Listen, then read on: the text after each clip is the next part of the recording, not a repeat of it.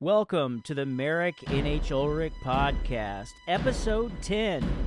I interview fantasy author Cleave Bourbon. It's a great talk. You're going to enjoy it.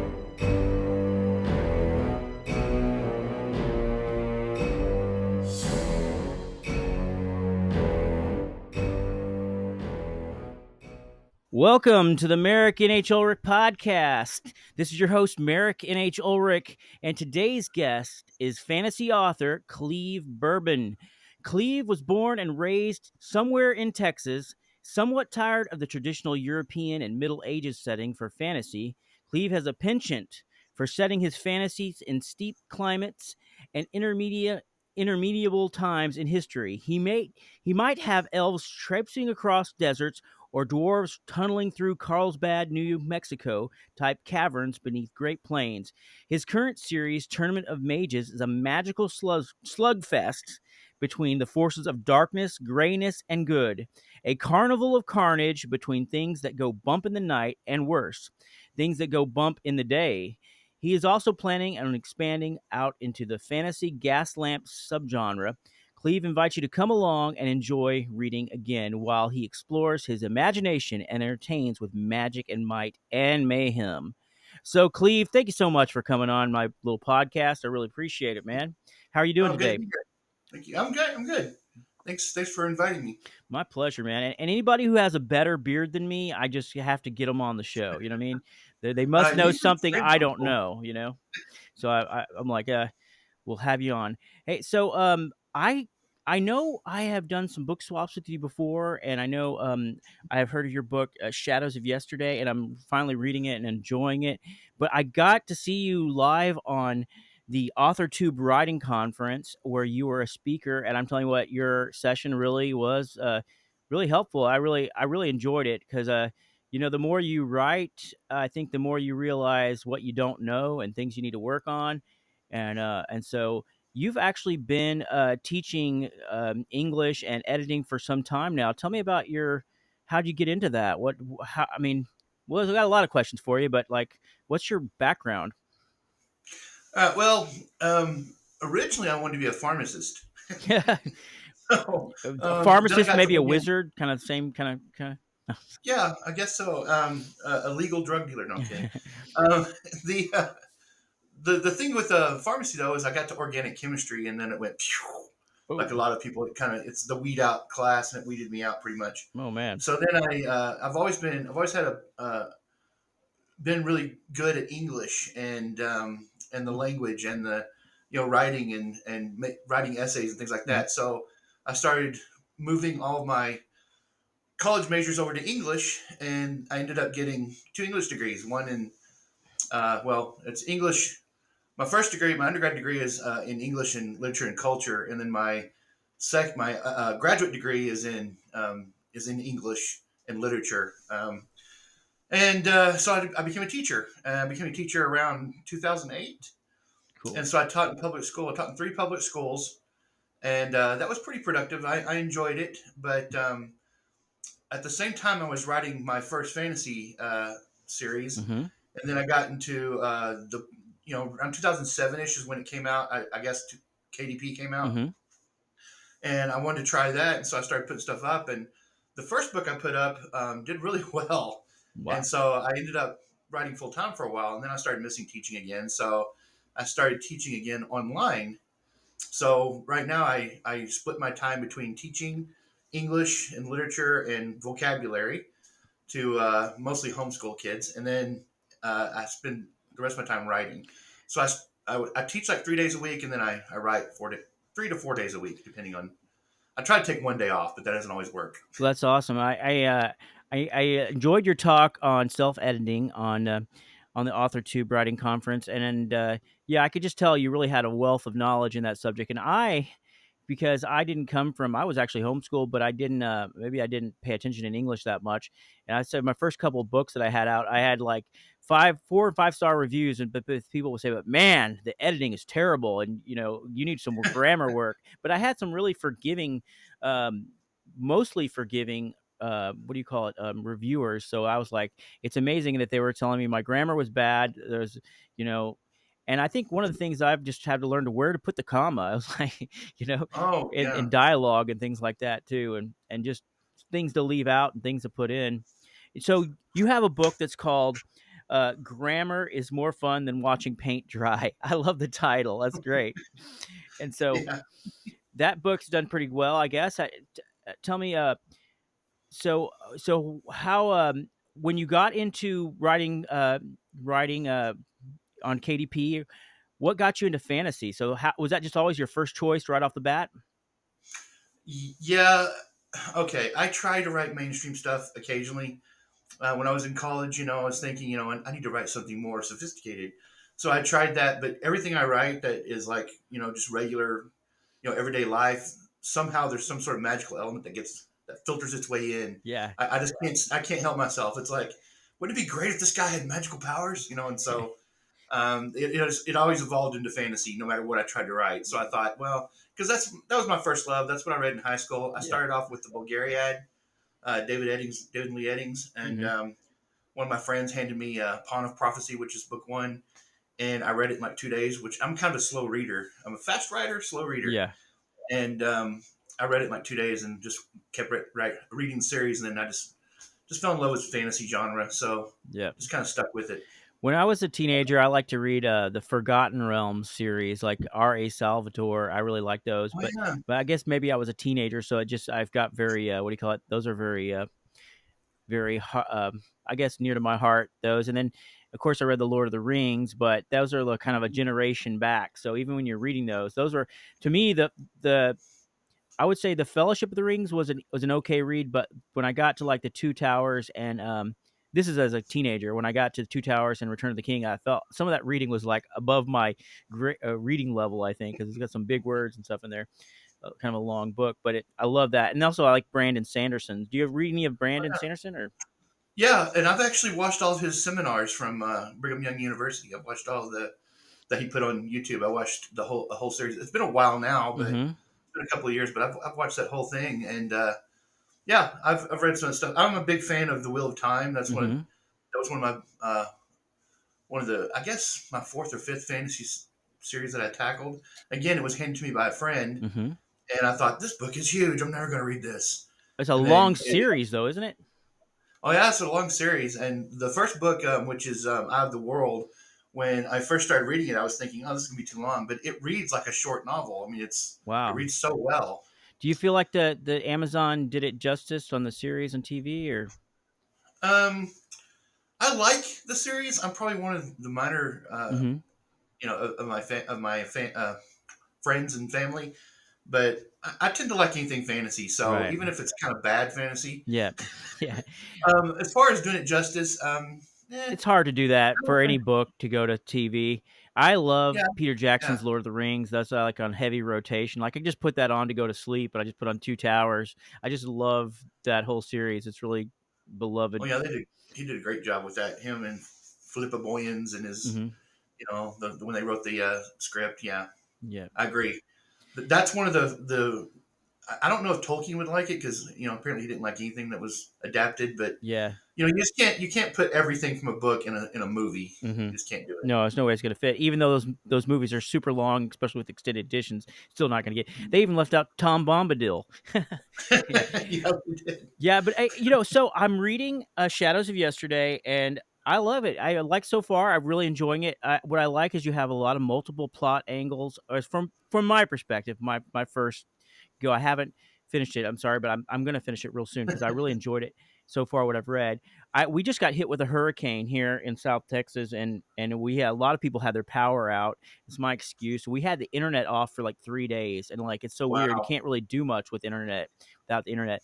But so in that book, the Shadows of Yesterday, it's a prequel for the series, and so you're introducing a lot of magical elements. You're introducing some the first chapter or remember that first chapter, the prologue. You're introducing, I believe, a villain, and you're also introducing a lot of different magical elements and these different um, dragon eggs, and and then the defenders and the enforcers, and there's a lot of cool things. So what I love about it is, like you say, it's not standard boilerplate.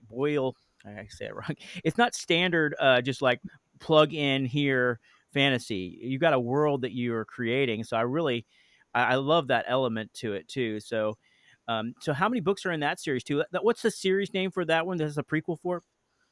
The series name is Shadows of the First Trine. The Trine is a group of three wizards that used to rule, but they don't rule anymore. Mm-hmm. So it's like their legacy, I kind got of. it. Um, and it has 5 books in it and the prequel, so 6 total. But the I've got the first book here. It's The Harrowing Path, I guess, right here. Cool. But it it's finished for the most part. Well, it is finished. That was my first fantasy series, so I always had to fight the urge to go back and put stuff in it or or Yeah. work on it. Yeah. You know. Think of new ideas. And I'm a pantser pretty much, but I think when it comes to fantasy, you have to do some plotting ahead of time because it's just impossible to just put all these elements together. And sometimes when I'm writing, I go back and have to rewrite stuff, but God forbid you publish a book and you're like, "Oh wait, I should have done this." I guess you could always change it, but some readers are going to be kind of confused. Yeah, I did a little bit of that when it first came out. The first book that came out, and it did pretty well, and then I changed a lot of stuff, and I kind of made the author mistake of going back and changing it too much, and I should have left it alone. But I'm happy with it now. Let's put it that way. Did I'm some with it readers now. get mad when you do that, or they get any emails or? Um, I haven't had too much pushback on that, but because it started off with a different name. This is a long time ago. I mean, Mhm. it's completely fixed now. Yeah, So if anybody wants to read it now, it's fine. yeah, But um, I didn't get too much pushback on it for that because some of the stuff some of it was because of the fans' feedback that I changed. hmm Was some of it because of that. My character, some hit felt that he was a little too weak, but it's a kind of coming of age story. So the character, of course, is going to start off. He's not going to start off this godlike character with magical powers. He's going to right. have to develop that. So, but I think I went too far, where he was too wimpy and whiny. Oh So yeah, I fixed that. I made him where he's a little stronger. I still kept him. He's not. right. He's still developing, but I kind of made him not so wimpy. Well, you don't want them to be all powerful in the first book. I mean, there's no Yeah, room for absolutely. development. I mean, and you also want to put your characters through a lot of stress and problems. And if they have like superhuman abilities, where's no stress involved in that? Oh Yeah, yeah, and if he's that way from the very beginning, he knows everything. Then what's the story? mhm, You have to kind of exactly. um, he has to have room to grow. hmm But Absolutely. yeah, And you have so several. Oh, go ahead. no, I was just going to say. So it's fixed now. I mean, there wasn't anything wrong with it to begin with. It's just when you write your first Yeah, epic series, you tend to do that, and that's an urge that I always tell people that are trying to start writing novels. Don't do that. Don't go back and keep trying to fix or try to yeah. rewrite your work. That's not a good thing. You think of more stuff as you go. Obviously, more ideas come to you as you're building characters and plots and rich landscapes and stuff like that. Yeah. So you have three fantasy series nearly completed, and the Shadows of the First Trine is already completed. What's your favorite series that you've done so far that you're working on? Is it the Shadow of the First Trine? Is that one of your favorites, or? Well, I guess it's kind of like your favorite is always the one you're working on currently, I guess. But my favorite right now is my Tournament of Mages series, which I'm working on. I'm 5 books in. It's going to be 8 books total. Oh wow. It was 7, but I added another because of a plot line that developed unexpectedly, and I was like, oh, I need to explore that. So, um, the Trine book, I started writing the Shadows of the First Trine back in high school. Mm-hmm. So it's developed over years and years, and I took a lot of care into creating the world and everything on it. And I've taken a lot of care into creating the world on my Tournament of Mages, but I guess it's my favorite at the moment. The other series that I'm only halfway done, which is Dragon's Blood and the Cursed Phylactery, Mm-hmm. it's actually a prequel series to First Trine. Oh wow. You went Yeah, back and further. yeah, I went back further. It's going to have 4 books, and I've got 2 written already, and the other 2 outlined. So Cool. and I have plans for a sequel series to it too. But anyway, that's down the road somewhere. Yeah, that's I've done that too, kind of with world building. Like my first series was called Brothers of Chaos, and it was supposed to be a prequel for a bigger story that I had in mind to do about this character named Vandarin, the Valorian. Anyways, and then I went ahead and had to make some history behind that history. So I have the Wolf Rider, and then I have three dwarven maidens and one drunken swordsman, and that's supposed to be like 400 years before and it's kind of a mythical myth, has a little more myths and stuff like that for their land and stuff. But it's kind of fun to go down that rabbit hole. Yeah, and also when you've spent a lot of time creating a world like that, you want to use it.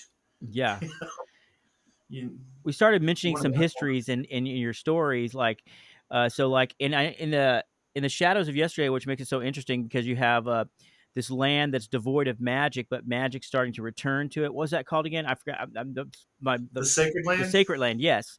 And so you have these two forces. I don't know if they're all throughout the whole series, but the Enforcers and the Defenders, and they seem like they're kind of the opposites. And their journey, and one seems obviously evil, and the other one seems like the good. So Yeah, I'm really excited about that. Yeah. yeah. A lot of that has to do with limiting magic. You think of when you're creating a series, Hmm. you think of how do I make my magic where it's not all powerful. Yeah. But so that's where I got the idea from. And I was watching here in I live in Texas as well. I live in Hmm. North Texas. I Hmm. wasn't affected by the hurricane, thank goodness. But Yeah. um, a lot of times out here we have prairie grass, and to make it green, they'll burn it off. Oh yeah. And so when you burn it off, and you water it or whatever, it comes back really super green, Hmm. and so I thought, hey, what if there was a magic war that destroyed all of the like magical essence in that area, and then it came back like stronger, like better. Ah, I see where you're That's going with what I got. that. See, I haven't read that far. I need to finish the book. It was really good. Yeah. So, what? So you go back from teaching and writing, and and I know you have you have like three fantasy series, and those are going great. What advice do you have for new authors if you're getting started or to write and nowadays what do you see different that's happening when you got started? So you got started back in 2008 or so when KDP was coming out. Do you have any kind of advice for people who are maybe just becoming a writer or starting to publish a book or something like that? Um, just make sure that you okay.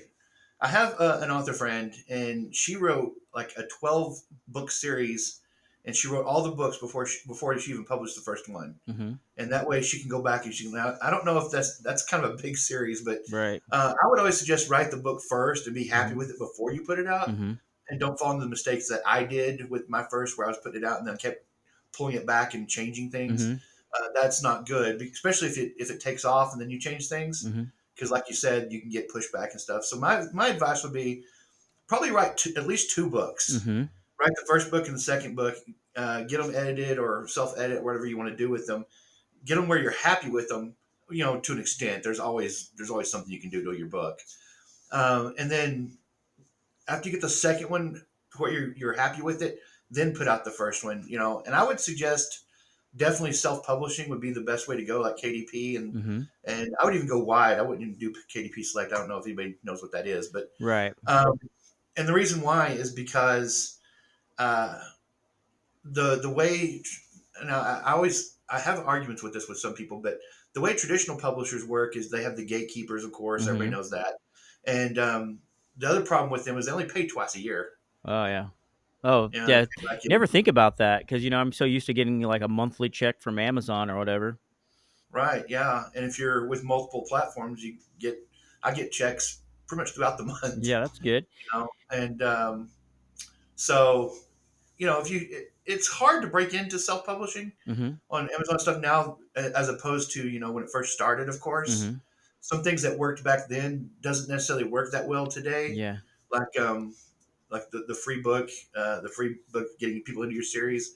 What's happened is people have they'll get their free book and then they'll intend to read it, or they'll put it in their library, And they got their Kindle library, a whatever, and then thousand I free don't know when they're books. going to read it. Yeah. Yeah, So because everybody's doing that. So So another thing that's I find a challenge, I'm also a humble writer. I'm, I'm not as well published as you are, but I tell you that the whole rapid release. I know a lot of times people talk about, like, getting, and maybe that's a good thing for new writers too, is if you have two or three books already like set up, so you could have one edited and one ready to go. Exactly. But it's a lot of work. It's a lot of pressure, I think, to Mhm. rapid release. And you're not putting out like short reads. Like say, even your prequel book is what, 50,000 words or more, and it's 200 pages, which is great. I mean, because you're getting a real lush product. You're not getting a short story, and like, on average, how long are some of your books? Are they're how long of books are, like, the first book in that series? What is that? How long is that book? It comes in around 85 to 90K. Mhm. I try to stay around on my fantasy. Okay, so there's if you get a room full of fantasy authors, you're going to get all different answers on this. Right. Some people, fantasy authors, think that you should write 100, 200K Yeah. plus, and you could do that. I try to keep mine. I try to think of the reader, and think of, well, 85 to 90K is what I personally like Mhm. in a book, and so I kind of based it on my own personal reading. Like when I'm reading something like the Harry Potter series or something, Yeah. where they're pretty good bite-sized books. They're long enough to where you're not feeling cheated, but they're not so long that you're like, am I ever going to get done with this?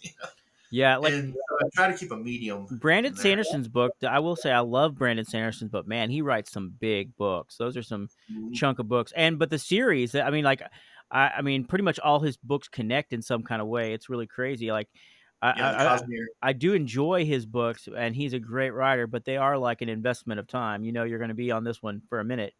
And so, yeah, I do agree. I got started with writing like short reads, and that's kind of Mhm. hard to do with fantasy, except for you pop them out pretty fast. So, like, I think my first couple books were like 25,000 words a piece.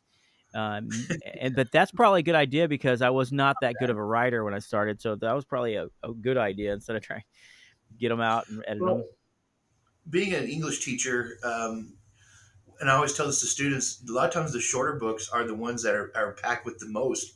Like 1984, George Orwell, Mm-hmm. Of Mice and Men, John Steinbeck. Those Mm-hmm. are not big books. They're, Yeah. thin books, but they're huge in their scope. I mean, Mm-hmm. they're very important books, but they're not big. They're not large. Even a lot of Um, Ernest Hemingway's books were short. yeah. I mean, the Old Man of the Sea is a pretty short book. Yep. But you know what? One thing one quote the one Ernest Hemingway quote that I know is, he says, "Rewriting is writing," and I tell myself that too sometimes, because it's like, that's when you get into the part to make the story easier for the reader to get involved with it and everything else. I mean, there is a point to grammar. I'm making jokes about it. My readers were forgiving in the beginning, but I really had to learn grammar and English was something that I hadn't studied in depth since I was in, high school or whatever, and really was kind of a throwback. And I had started using Pro Writing Aid, and I know it's kind of a crutch maybe for some people, but it did kind of start help me learn where to put the punctuations at and stuff, because it would keep telling me like where to put the comma, and or if this sentence is a sticky sentence where it's like hard to read. And then at the conference that you were a speaker at, I mean, you had one of the best tips ever for self editing, and that is, when you're doing your self editing, always listen to your book, put it into some, you know, text to voice app, and listen to it back, because our minds trick us when we're They writing. do. It's so funny, Mhm. because like, I can read my book and not see my own mistakes sometimes, because I know what I meant. But a reader who's coming across trying to decipher what I wrote is going to have all kinds of problems. What helped you come up with that? Because I never actually heard that from anyone else. Maybe I'm just in the jungle and I don't hear that. But how did you come up with that idea? Um, I came up with that idea when I was teaching creative writing, and I, I I was reminded of it when I got into groups on Discord with other authors, and we were discussing it. But because a lot of the others will do it as well. But when I was in creative writing, what I used to do is we would have the students would go away for a week and they would write something, they'd come back and they would present their work in class. And this is online, of course. And so what I would do is they would get where they wouldn't want to read it. And then, of course, I said, well, why don't we? I started looking for something to find. They didn't want to Uh, read it. What do you mean they didn't want to read it? they didn't want to read out loud in front of all Oh, their other oh students or yeah, yeah. anything, they're kind of shy. And so I would read it occasionally, and then I started going, well, what if we find something? AI is out there and stuff. So why don't we find, like Natural Readers, one Mm-hmm. of them that we used, and we plugged into that and have it would read out their whatever section they had that day. And they would say, "Oh, I didn't even notice that. I didn't notice that. I didn't notice when I wrote that." I Mm-hmm. was like, "Oh, wait a minute." Reading it back, and I started thinking about it. If you'll skip things like articles like a and an and the without even realizing it. Mm-hmm. And when you're reading it back yourself, your brain tells you it's there when Yep. it's not. And but when it's read back to you, there's no hiding from it. Right. It's the computer is going to read exactly what's there. It's not going to change anything, and it's Yep. not going to read the. So that's what got me started about it. And I was like, okay. Another thing is, my daughter is a professional editor. She edits a lot of books. She edits like books that for indie authors, and she edits books that are like on the USA best selling list and stuff, and New York Wow. Times and all that stuff. And so when being my daughter, when I was going through my English stuff, I used to quiz her like in the car about grammar and stuff. I know it's weird, Wow, that's but pretty cool though. But it's a skill she, you passed on. That's pretty awesome. yeah, and so she actually loved English, and she became an editor with that.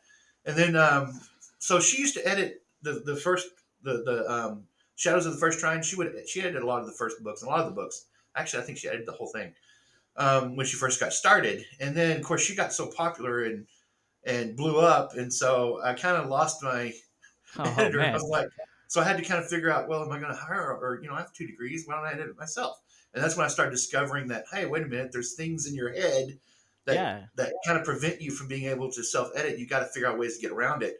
And that's one of the things that I came up with is have it read back to you by the computer, and the computer is your friend. Yeah, I think there's a lot of ways to use AI that are not what people think. Not to write a story. That's a silly No, thing. no, But AI to get you like just what we're talking about to use so you can actually the computer can read your story for you. And I what I had been doing before that idea that you delivered, I'm bought into that completely. Like everything, I'm always going to have something to a voice to text to voice to listen back because it really is a helpful tool for editing. But beforehand, I would print out my manuscript and I would get into a comfortable, cozy place and read it aloud. But even then, there's some things like you say we skip over. We don't we our brains just lie to us that the punctuation's there or whatever mm-hmm. or the words misspelled, but you just read it the way you You read usually it as talk. you intended. Yeah. Yeah. Mm-hmm. But and also it's funny because when you're an editor, I've heard this said that you have to go from the writing mode to the reader mode. You have to really think like a reader. Yeah. You feel like that's true? Well, that's one of the reasons why I'm a slow reader is because my editor comes out and I'm editing every word almost when I'm doing that. So yeah, I agree with that. Um, yeah, you have to. My daughter hates writing, but she loves editing, and I hate editing, but I love writing. Th- So that it kind of worked out. I just can't understand how someone can take a book and edit the way she does, and scrutinize every little thing. It would drive me crazy, But she's very good at it. But me, I like the creation part of it. But when I Mhm. get into the editing, that's one of the reasons why I listen back to it as well. Because when I get into that part, I'm like, dreading it. I've got some work now that I need to do that with. And I've been putting it off because I just dread the editing part. But it's not that I can't do it. It's just that to me it's tedious. Yeah, I And so yeah, you have to kind of switch because your right brain, left brain. Your right brain is your creative side. Your left brain is your analytical side. mhm. So they work against each other if you're trying to use them at the same time. So you got to create on one side and not worry about the editing part. And then when you get done with it, then you go to the editing side. So you switch brains and you switch your way of thinking. So yeah, it's scientific. It's absolutely 100% agree with that. Yeah, and when you're writing mode, it's really important to not judge yourself. So you're just saying, Yeah. okay, I'm gonna write whatever. I don't know. This is in my opinion. Okay, yeah. According to Merick, is you write not thinking about like I write. I try to just go with the flow. I'm a kind of a pantser and start writing story, and then when I'm in the editing phase, I kind of a lot of times I'll make decisions before the editing phase. I will proofread what I'm writing and say, okay, maybe this isn't going the direction I want it to go. Change the Yeah, you can character, do a little bit like that. Yeah. how the characters are shaping out and stuff like that. But definitely, I like the writing phase, and it seems like sometimes I am on the ball with my writing, but sometimes I fall behind where I just have that weird feeling of just hesitancy. I have you ever read any of Stephen Pressfield's books, like the War of Art, or I don't think so. yeah, It doesn't sound familiar. Stephen Pressfield wrote a book called The War of Art, and he has another one called Going Pro and Put Your Ass Where Your Heart Wants to Be. And mostly these are all like books for artists or people who are wanting to make a career out of writing or being an actor or whatever. He wrote the screenplay for that movie, The Legend of Bagger Vance, and Oh, he's got an interesting story. He talks about the enemy of art is resistance, and I don't know, it's like where you sit down and you just. He says the job of the writer is just to get in front of and just to write. Put yourself in the seat and just start go. I'm terribly butchering it right now, but it's a good book, and I feel like I've related to that because sometimes my flow is just really going. I'm really writing good. I'm in a creative process, and then other times I feel like maybe it might take me a while because maybe there's things going on in my personal life or there's just a lot of different confusion just to sit down and calm my brain and write. Do you have any practices that you do to kind of get into your writing mode? Or I mean, I yeah. guess it's habitual now for you in a lot of ways. What do you what Yeah, if you know the what was the old saying? Writing is 10% inspiration and 90% perspiration, or something like that. Yeah, I don't know what it is, but anyway, um, the thing about it is I've always looked at writers as being three different types. yeah, You got the pantsers, which is discovery yeah, writers. That's the PC term, I guess, for it. mhm, And you have the outliners who outline everything. And mhm, the pantsers tend to think that those people are the people who are writing their novel twice because right, they've outlined everything. Well, I'm somewhere in between. I call myself a hybrid. yeah, What I do is I will write a paragraph of what I want to happen in a chapter, and I know like the big events that I want to happen, and so I create the best possible characters with their personalities and everything that I can. I use a character template, and then I put those characters in the situation, and then kind of go by their personalities. So if I want to get them from point A to point B, then I keep in mind their personality traits and all that kind of stuff, and then I discovery write. I know what's going to happen in the chapter, and then I discovery write the characters in that situation. And when I do it that way, and I kind of know what's coming up, I know what's happening, I know where I want to get them, my writing goes a lot faster. And so when you come to the point where you're starting to write and you're looking at the blank page, well, if you're completely a discovery writer or a pantser, and you don't really know where you're going yet, sometimes it's hard to get started. And then once you get started, you get the flow and you start moving. yeah, But if you kind of have something that lets something that you're writing to, something in, the middle that you're going, oh, I know what I want these characters to get to. yeah, Sometimes it helps to get that flow started. That's what I do yeah. to get that flow That started. makes a lot of sense, and I've heard Brandon Sanderson say something similar to that because I think he says that he discovery writes the characters a little bit, but he already knows what the plot per chapter is going to go, and I think that is a one big thing. It's like I might have a beginning and an end where I know I want the character to go to, but there's that long middle area of character development and different personal conflicts and things like that I'm trying to weave in and out, and so maybe that maybe I need to break down and try that because sometimes that might be really helpful. Yeah. Well, if you ever get feedback like you get, like if you read your reviews and someone says, I want more character development, what they're asking for is they want to know more about your character. That's all that character development is. We want more information about this character. We want more about them. So I keep that in mind. So whenever I hear like, I wish there was more character development, I'm like, okay, I need to talk about my characters more, or I need to have Yeah. them do more things or something. And so I do it that way. The other thing is, people always ask me about finishing, because a lot of times with authors, we have that halfway point disease where we get halfway and we stop, or we get Hmm. interested in something else. And people ask me, well, how do you go ahead and finish the novel? Well, my advice to that is write some sort of ending. Like write a couple of chapters or a chapter of the ending of the book. It doesn't have to be the ending you use, Right. but just something that gives you something to write toward. and then you can go ahead and finish it out. And then a lot of times what happens is when I do that, if I don't know exactly how it's going to end, or if I'm kind of stuck in the middle of the book Mm-hmm. somewhere, if I kind of put an ending and I write towards that, a lot of times I find out that that's not the way it actually ends. but but it gives me something to write towards, and it gets you over that hump, that midpoint, lull where you're like, I'm in the middle of the book and I need these. I kind of know where I'm going, but and that helps a lot too. That helps me keep when I get up in the morning and I'm like, okay, where I'm at in this book. I read what I wrote before the day before, and I get started again. Having something at the end of the book that I know we're kind of getting to does help get that flow started again, and it gets you past that midpoint lull doldrum kind of thing. Yeah, that makes a lot of sense. I guess I have gotten to where maybe I like to play out characters off different characters and really show off different personalities and stuff like that.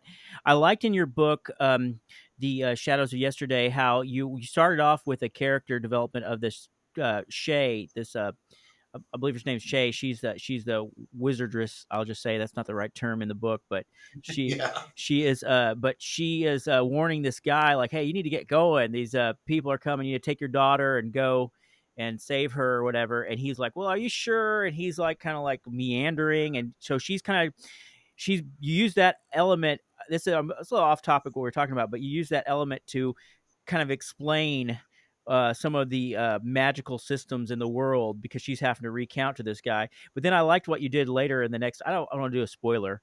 It's a Go ahead. but I like how he turns out to be a kind of a. He's not the character you think he is. He's actually a bad guy who is in trying to sabotage her along the way. So I liked that. That was surprising because I didn't see that right away, but it was kind of annoying at first. Like, why is this guy taking the her advice and just getting the heck out of there? And I thought that was pretty cool. I liked how you had a kind of a you flipped it a little bit. I like that too. So, do you ideas like that, or some of the ideas that just come up probably when you're writing, or you know? Yeah. See, that's prequel book was written after I pretty much almost finished the series, so I knew everything was going to happen in the series at that point. So when I went back and wrote that prequel, I already kind of knew some stuff. So that that kind of gave me the idea, like, well, this guy's probably going to try to delay her because he wants the bad guys to find them, and so he's going to try to stall her somewhat, but she's very strong willed, so Yeah, he has a hard time handling her, but which is part of it. But yeah, I don't know. I guess we could talk all day about where ideas come from. I don't know. yeah. I I try to stay in a playful state when I'm writing. I don't know. I listen to. Have you heard of that guy? I mentioned him a lot on my podcast. John Cleese. He does some Yeah, talks on creativity, and I like what he says that all creativity comes from an open source, like it doesn't work in a closed setting. You know what I'm saying? But I like what he says about that too. So I love John Cleese. yeah, he's so funny too, but he's a good writer. I guess he writes comedy, but it's still a good writer. So Yeah. yeah. So Well, what else we got going on? I pretty new to this podcasting thing, so I really appreciate you coming on board. yeah. What else do you have work coming up in the future? What any? I know you have several projects. You're still working on the Tournament of Mages is nearly complete. How many books do you have left in that series? How many books do you have already out in that series? In Tournament of Mages, I have five, and I'm writing a prequel to it, but just something to give away to get Mm-hmm. people started on it. And then it had two books, but now it has three because I added one to be done. So basically, what it is each mage has a different power, Mm-hmm. and they all have to come together at a point. And there's a tournament master that only he hibernates pretty much, and then he comes back every like 100 years, and he controls the tournament. And this particular year is on the millennium, so he's training an apprentice. And so I'm giving a lot of the information about the tournament because he's telling his apprentice what's going on, and so that tells the reader what's going on. And so each mage has a different ability. Like Red Mage Ascending, which is the first book in the series, she's got blood magic. The second book, he's elemental. And what I do is each book is the life of that person from when they become the mage or when they how they're growing up, whatever. So each one of them has a different part of the world. They have a different story, and then I have the interwoven story that goes through all the books. Do you have And an so arc villain in that series, or yeah, a yeah, nemesis? yeah. There's a couple. Um, I got feedback on the first book once. Someone said that it was a very morbid world because the gods use the people as playthings. One of the gods is kind of like as an antagonist, and it's a gender fluid god, which I didn't intend to do that. What happened was I wrote him as a him, and then later on, for some reason, I got in my head it was a her, and so I wrote him as a her, and so I just got, well, why don't I just, why isn't he both? He's a god; he can do whatever he Yeah, wants, yeah, or yeah. she, or whatever. So I kind of made it on that. I wasn't trying to be, like I wasn't trying to do that. It just happened. But anyway, Well, um, if it works, it works. it works, yeah. And so I've got I use some AI to create like visuals because Hmm. sometimes you want to see what your characters look like. So I've got a male version of him and a female version of him, and or her or whatever. And she's kind of a shocking god, Hmm. so she does whatever she wants or he wants. But anyway, so I've got a lot of intrigue with the gods, and there's a big, huge story arc with the gods, and then there's the actual mages because each mage has a patron god that what they do is the person who wins the tournament gets to be the king and control the land. So all the gods have interest in it, and so the tournament master he watches them through this big lens called the Ocularis Magnus, and he and his apprentice. And so because of that, the gods try to cheat and look through it too, and try to figure out what the other gods are doing and the other characters are doing. So it's a lot of intrigue and stuff like that. But I don't know. It's kind of hard to explain in a way. But anyway, it's the characters of each one. So I've got the red mage is blood magic. Then the blue mage, which is the second book, is elemental. The third book is necromancer. And uh, I like to do opposite. I like to put characters in weird situations. So the necromancer is a really nice, um, good person that happens to have to be the dark, mage, and she hates it, and so because she's a Yeah, good person and she has to conflicted. be cruel. And then the next book after that is nature magic, the green mage, and she's in a situation where she's being trained by someone who wants to take over her position, so he treats her like dirt, Oh my and gosh. she ends up getting her revenge on him. And then the next one is gray mage, and he's mentalism and illusion. And throughout all of it, the next book is the White Mage. She is song and dance. She can, weave poetry and songs and dance, and she's incredibly powerful. And this is probably giving a spoiler away or thing. She's throughout all the books. She's in every book, Oh wow. and there's a reason for that. So she can kind of be an antagonist, but we don't really know, do we? Because she could be good or she could be evil. We don't know. What But she's very super powerful. do? Okay, I know these don't sound like middle grade. They sound more like a dark fantasy a little bit. But They did are dark fantasy, did yeah. you draw any from Harry Potter or anything? With yours, so many different like magical Um, academy. Not really. I did maybe a little bit, but I was thinking really it's more for the Hunger Games. Yeah, The Hunger Games are pretty dark, yeah, and I thought, what if you had the Hunger Games but with magic, and all the districts were are kingdoms that have mages that grow up that have these powers, and which power would be the most powerful? Is the blood magic going to be more powerful than the elemental magic and all this? And so you have, and they kind of have allies, and they kind of group up traditionally. yeah. Obviously you have the people who have like nature magic and stuff are going to be against the people who have death magic. You Well, know, I think it's kind of interesting because if necromancer could be the good person and the white mage could be the villain, that's yeah. really a twist on things. Another thing I like about your books, they're visually stunning. I like that the covers are all very very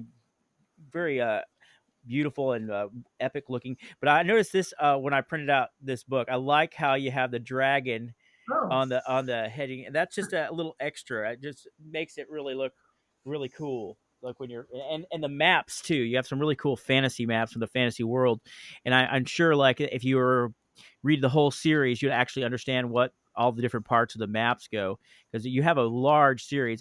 So that I mean we were talking about the Tournament of Mages, but then we go back to the Shadows of the First Trine. That's a 5-book series, and so there's got to be a lot of different worlds and stuff. Do you keep a wiki for all these things? To how do you keep them all in your head? Kind of. Um, well, okay. This is probably gonna be a long explanation, but I have what I call a storyboard, Okay. and it comes from Is it a at one physical point in board? time. Like, or is it like a Well, sorry. you think it comes from movies where people draw the boards. It Right. comes from like Alfred Hitchcock, where he drew every single scene, but instead of drawing, mine's written. So I write out the storyboard has all the chapters and what's going to happen. I have a couple of paragraphs on what's going to happen in there, and so I keep that, and it's a pretty comprehensive. And then what I do is I go back and when I finish the book, I go back and make sure that because it's a living outline. So when I get to the end of the book, I make sure that I go back and make sure they all line up with the actual book. And then I put it in a notebook, and I don't have it sitting here, but I put it in a notebook so that when I write the next book, if I think, oh, what happened there, I can flip back and I can look at that particular place and see it. But also, it's on the computer as well. So I'm just old school. I have to have something visual, but it's is it also on the is it computer. like a summary of each chapter, or is it Yeah, like basically, yeah, that's cool? I yeah. find sometimes that when I'm writing, is I forget like, okay, did this character have green eyes or blue Yeah. eyes? Those kind of things. Because after a while, you just go on from one thing to the next thing and stuff. Sometimes it's hard to I remember all keep that. a character. I keep character templates. I've got a really great template, and it's in. Um, I have a book for authors. I think and I think it's in there. It's in that What book. what's the name of the book? I might have to get that book. It's I forget what it's called. My shelf is over there. It's um You got something for aspiring authors, you have a lot of right? books. Okay, Yeah, I have a lot of them. I'm looking at I your have five on your website. I don't see it because I see. I did see the. I don't know if I see it, but here. It's right. I think it's writing advice or for aspiring authors, something like that. Or I have to. it's okay. We'll put it in the description in the comments in this video and this audio. So if you And it has it in there the character sheet. And what I do with that is you can put that in a notebook. You can mhm. print them out, or you can put them up on you know the computer, and you can refer back to because there's one time in Shadows of the First Try, and if you read through the whole thing, there's a character named Renan, and he has long hair at the beginning, and then completely forgot he had long hair, and so I had to later on in the series I remembered it, or I went back and looked, and and so I mentioned it a couple of times again throughout the series, but um, I had completely forgotten that, and didn't even picture him that way in my head anymore Yeah. and things like that. Eye color. And so what I started doing, I started getting lazy with eye color. You have the blue and the green and the exotic eye colors everybody loves. Well, the most common eye color on this planet is brown. Right. So I just started using brown for that way I don't have to remember they have brown eyes. Yeah. It's the most common. Well, even in your worlds, you have a lot of you are how's it say it? What's the word I'm looking for? Your magic craft that you have is very distinct. So like even how the magic works and stuff like that, they draw upon the essence in the in the shadows of yesterday. So it's kind of cool. Like you're introducing people to a lot of different stuff. So as readers go, they can go from one book to the next and just build on it. And that's kind of part of fantasy. It's like you're getting into a different world that's not, the boring everyday world that we live in.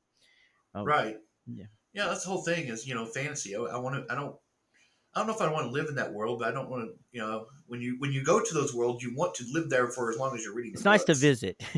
Yeah. And yeah, the essence thing, I got that from role playing because I'm an 80s role playing kid. Cool. We played Dungeons and Dragons, and we played a game called Roll Master, where my group of friends, which I still have to this day. I mean, I've had these same friends since kindergarten, Aw. and I'm 56. We're all 56 now, pretty much, pretty close. Anyway, we and my brother, who is a couple of years younger than I am, we all did these role playing games back in the 80s, and then we ended up going into video games, and to this day we still play on Saturdays for the most part, and online. And we're all old and stuff. But anyway, the point is, Essence was a magician that I used to play a lot had Essence, and so I just kind of changed it up a little bit. I didn't use it exactly the way it was in the game. And what's scary with the Essence and the fun thing with the Essence is it says that everything has magic, even inanimate objects has magic. and it has a finite amount and it regenerates. Mm-hmm. So if you happen to use all that magic, it will regenerate. But the more you rip from it, basically, like if you take all of its magic, it's going to have a hard time recuperating from that. Yeah. It's like draining a battery all the way down to nothing. You might destroy the battery, or you might take a while to charge it back up. But anyway, so that's kind of the thought process behind it. But the scary part is you can. I started thinking, hey, you could draw essence from people or from yourself. Ah. And what would that look like? And then Yeah, so that's lots kind of of a consequences that could happen. That's kind of cool with the right. magic. And I wish I had a group of cool friends to play Dungeons and Dragons with. I just never did, and so like it's so hard to find that group of people that you could just hang out with all the time. That's got to be awesome. I do play one game. I was going to show you this. I play BattleTech. Oh yeah, The 80s. It was an 80s game, kind of 80s and late 80s, early 90s, and then I think the company that made it went out of business. But then the new company bought that. I like the books too. And it's funny because I hear a lot of people. We have There's a small community of people who like BattleTech. It's not as big as Dungeons and Dragons. It's a lot. It's smaller. Dungeons and Dragons is way huger compared to that. But it's a strategy game, and it's funny. I hear some people talking about they Mary sued this and that, and I'm like, yeah, it's all Mary sued. It's giant robots fighting each other. It's fantasy basically. But yeah, I right. like playing that game. I like rolling physical dice too. It's kind of fun. Getting up, but you still play Dungeons. So you still play ever online a little bit? We every once in a while, we haven't in a while, but every once in a while we get together and we play like Rollmaster or something in person. It's hard when you're older and you have families and stuff Yeah, to get together. A lot of us are now our kids have almost grown and are starting to have their own families, but then you have grandkids and stuff. yeah, I have 3 grandkids, but see, I still have, like sitting right here, I still have one of my sets of dice, yeah. and then I've got this really cool set that's it's metal, Cool. and oh, it's all falling. Put it in front of the camera, Nice, nice, nice. I but yeah, I'll Yeah, do it I'm totally open to play some Dungeons and Dragons. Maybe you should host a author Dungeons and Dragons online. tournament. Get a bunch of fantasy authors together, and we could play Dungeons and Dragons. We need a good DM. It can't be me. That'd be cool. I'm 46, so I'm just 10 years younger than you. Oh, I dye my beard. That's a secret. Look younger. But mine turned white and Santa Claus like, so I just left it the white's mostly in my be blonde. mustache, and it looks weird. Just so I did just that. But man, I'm really digging your books, man, and I'm hoping to read a lot more. And you've got so much back material. We're gonna have links to all your books. What's the best way to people to find out? To Hey, if somebody wanted to start reading Cleave Bourbon, where would you recommend them go to first? What was the first book you want to read? That's tough. Because there's a pet project I'm working on right now. I'm about halfway done with it. That when on the opening of this podcast when you talked about um, my bio, the thing that I was trying to get at there was kind of setting up the book called Gunpowder, Magic, and Lead. It's a fantasy book set in like the 1800s, where there was an old wizard that has lived long enough to see technology. Because I was always worried. I mean, not worried, but I always kind of thought, well, fantasy they're always stuck in medieval times. It's Yeah, like, does nobody ever have any ingenuity or anything? So I thought, what if you had a wizard that lived long enough, because they live forever pretty much anyway, to see technology evolve into like 1800s tech, where you have guns and things like that. And how would a wizard that when he was shooting a gun, how would he use magic to make the bullets do what he wanted and stuff like that?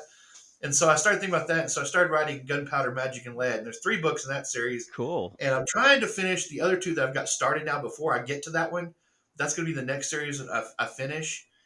And that's one of the things I'm having a hard time, staying away from, and because it's such a fun book to write. He's a character that's kind of an old crotchety, cowboyish wizard type guy that you That's know uh, shoots a gun.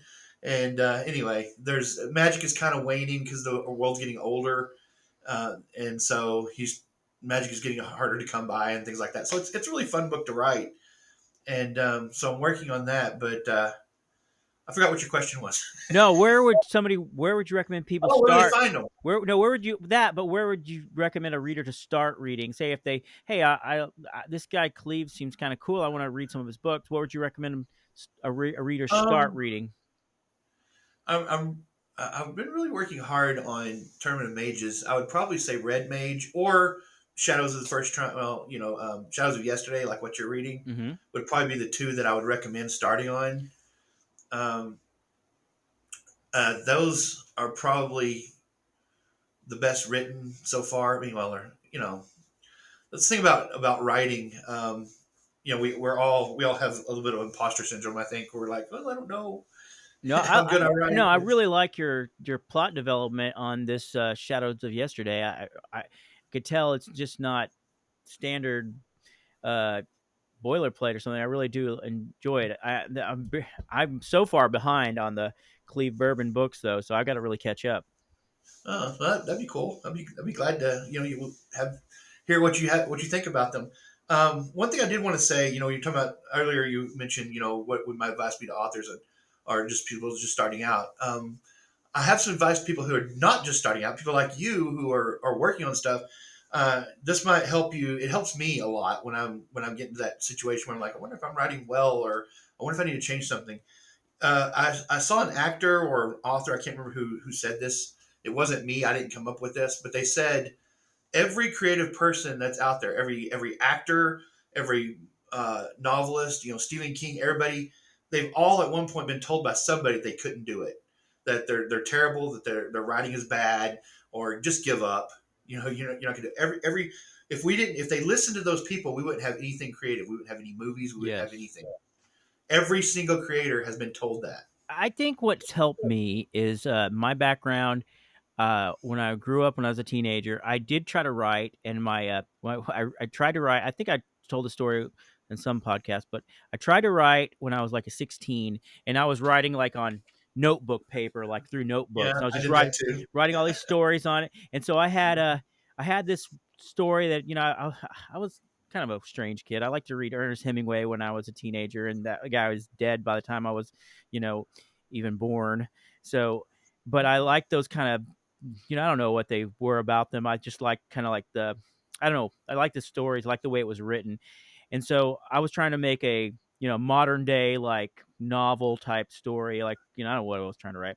But anyways, I gave one of my novels to my favorite cousin, Gina, to read. I'm calling Gina out.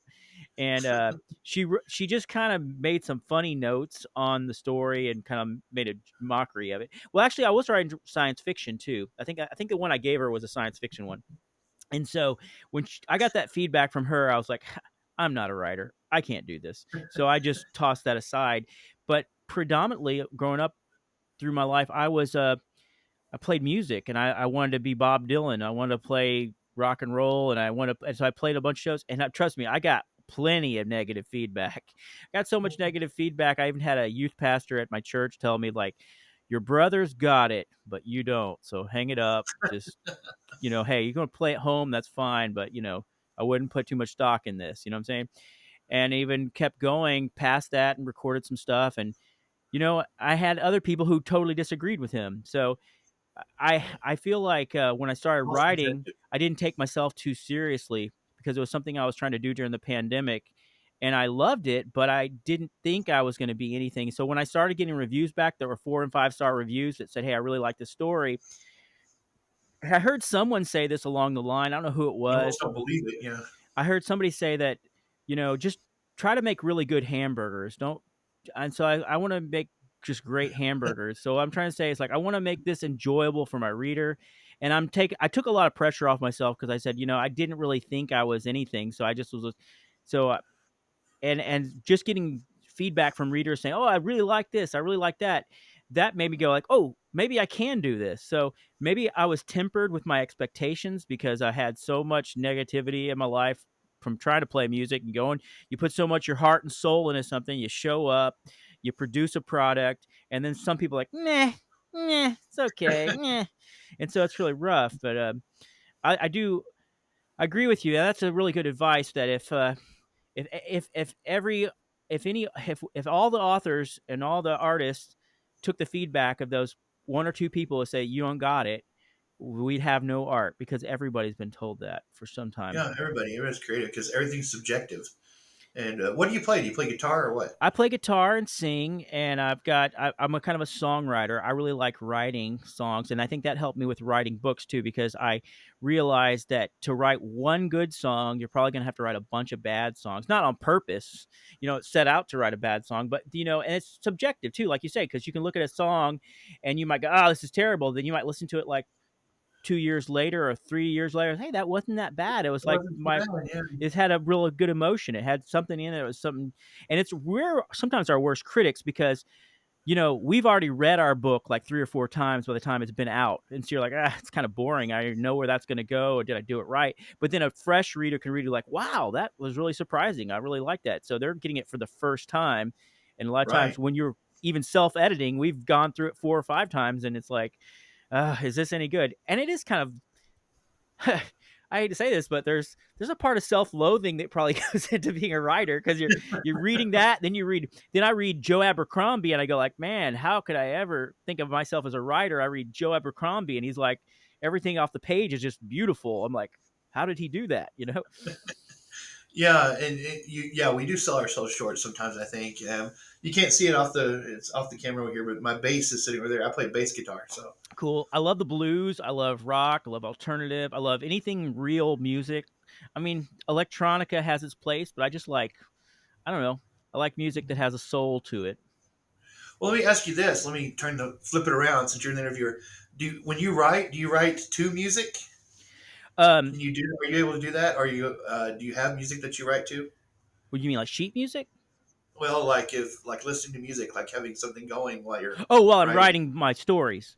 Yeah. No, I like to put on music with no words. Like I listen to like if I'm writing fantasy, I like to listen to like maybe tracks of like Khazad-dûm, and it has just it plays that dun dun dun like Oh yeah, yeah. over and over, or Skyrim music sometimes, or you know Oh yeah. Skyrim is awesome. They uh, did a great job with Skyrim's yeah, music. I'll have that playing in the background, and if I'm writing science fiction, I might have something with like some beats. There's binary beats and stuff and different things like that. And yeah, I can't have any words going while I'm writing, it's because I I've will heard be that before. distracted completely. I'll be like, what? I might start typing the lyrics. Yeah, well, see, I sometimes, especially in fight scenes, like in fantasy and in First Trying, I did this a lot. A lot of the fight scenes, I wrote to heavy metal music with the words, and because it makes me write faster. You get furious with it, write faster. Some of it was symphonic metal, like Epica and some of the Nightwish and things like that. Just heavy, kind of symphonic metal. Then or hard rock. I do that sometimes, especially when there's a big magic fight scene or something going Mhm. on. I can do that. But what I do is the lyrics don't really bother me because I tune them out. I guess I go with the beat. I Yeah, guess, I guess I'm a but you really can't lyricist do it too. at all. Yeah. Yeah, but I see if I was doing a fight scene, but if I was doing a lot of dialogue, that would mess me up with the lyrics in the background. I think. Um, Yeah. Uh, Speaking of hard rock, one of my favorite bands is Queens of the Stone Age. Yeah, Yeah. I like them. That's and them Crooked Vultures was a side project they did. I like that. Uh huh. You're a rock and roll guy or heavy metal type? Yep. Right now, my favorite band out there is The Warning. I have to check It's that out. three sisters from Mexico, and they're freaking awesome. The Warning. I gotta check The that out. Warning. Yeah, I definitely will check I that highly out. recommend it. The Warning. I'm gonna listen to them Yeah. today. Well, just be warned. Once you go into the warning, once you've been warned, and you go to the warning hole, rabbit hole, you're going to be in there a while. Oh wow. I have a Yeah. spectrum of music that I like. I like the War on Drugs. I like Kurt Vile and the Violators. I like Uh-huh. the I like Arcade Fire. Some of the early stuff I really liked, and then I like Queens of the Stone Age. Oh, a lot of '90s music too. Even Yeah. and it's funny how like kids today even like I see them wearing Nirvana T-shirts, and I'm like, you're 16. And it's funny how like music to me, there are some good new music out there. You just got to look for it. A lot of Oh it's not on the yeah. radio. Well, the kids today have an advantage. 30 years before, I grew up in the '80s, like late '80s and early '90s. When you think about 30 years before us, it was like the '50s. or the early 70s. Well, they have all of those, plus they have all the 80s and all the 90s to listen to as well. Mm-hmm. Because if you think about, like, if you jumped in a time machine like Marty McFly from Back to the Future, and you went back the 30 years he went back from 1985 to 1955, you know what year it would be? 94. 1994. That's crazy. Hey, it is funny though, but like a lot of music today. So I listen to Rick Beato channel. I like him a lot, and Yeah, I like Rick Beato. he Yeah. talks about how really music today, a lot of it is like content. It's not even like music almost. Like, that's critical thinking. I do think there's some great artists out there, but a lot of them are under the radar of what's just played massively over and over. And it's like, anyways, it's a rabbit hole to get down.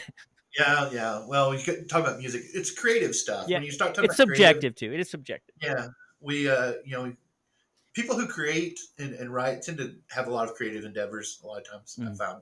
I've found. But anyway, Yeah. yeah, we get back to your original question. What would I recommend? Again, it would probably be Red Mage or uh, Shadows of Yesterday. Shadows of Yesterday.